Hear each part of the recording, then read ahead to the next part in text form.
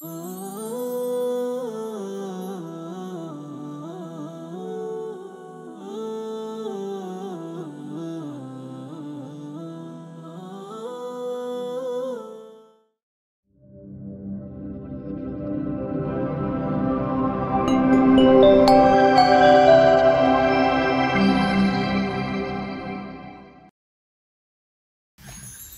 আলাইকুম ভাইয়া।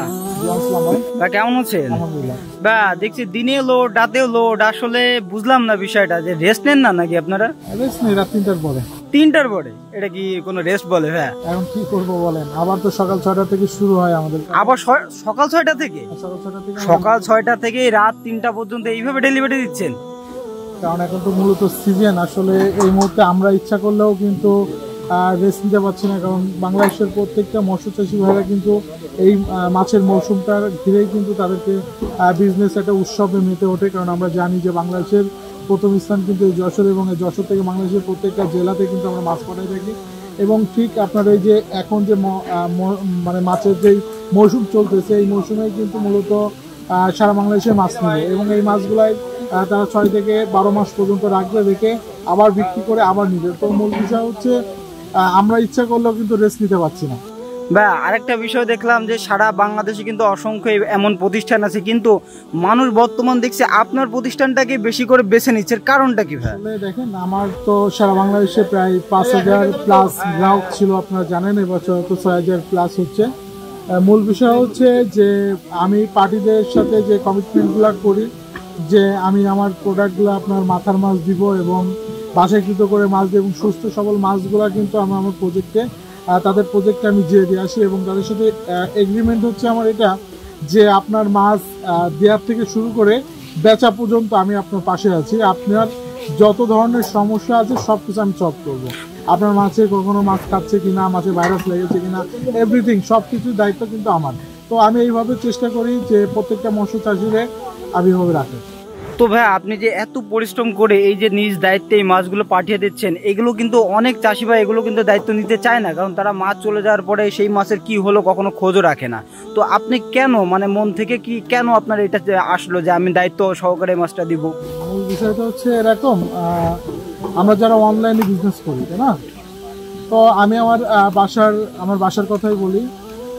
আমার বাসায় কিন্তু ম্যাক্সিমাম অনেক জিনিস হচ্ছে অনলাইনে অর্ডার করে, পোশাক বা বিভিন্ন আমার বাচ্চাদের জন্য। তো এখানে যারা মূলত ভালো জিনিসটা দেয়, আমার বাসার ওয়াইফ কিন্তু তাকেই বারবার অর্ডার করে। আমার এটা ভালো লাগে কিন্তু, এবং ওই লোক কিন্তু বারবার এসেই কিন্তু বাসায় দিয়ে যায়। তো এখানে যদি ও কোনো রকম ফল্ট করতো বা কোনো রকম 2 নম্বরই করতো, আমার বাসাতে কিন্তু অর্ডার করতো না, বা আমিও করতে দিতাম না। তো আমিও কিন্তু সেম অনলাইনে বিজনেস করি। আমি যদি কোনো জায়গায় ফল্ট করি, আমি মাছ দেওয়ার পরে মাছ মরে যাচ্ছে, তাদের সাথে যোগাযোগ করতেছি না, তাদেরকে বিভ্রান্তি করছি, তাদেরকে বিপদে ফেলেছি, তখন কিন্তু তারা কিন্তু আমাকে অর্ডার দিবে না। আপনারা দেখতেছেন যে আমরা বাংলাদেশের প্রত্যেকটা জেলায় প্রত্যেক দিন একটা না একটা গাড়ি লোড করতেছি। না, সে তো আমরা দেখছি এবং প্রতিনিয়ত আপডেট পাচ্ছি।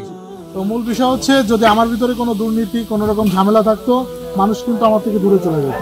তো এই দিক থেকে কিন্তু আপনার 100% যে আমার হ্যাচারির থেকে 100% মাছ কিন্তু আপনাদের দেওয়া হচ্ছে।